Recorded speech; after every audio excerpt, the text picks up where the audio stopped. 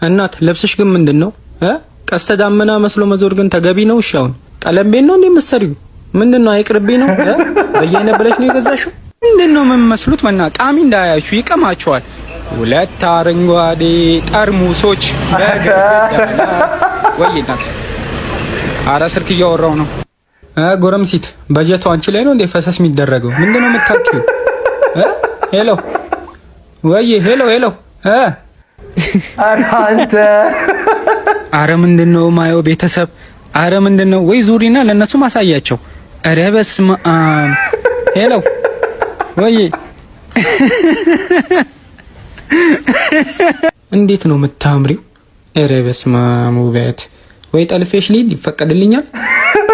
ሄሎ አቤት እናት።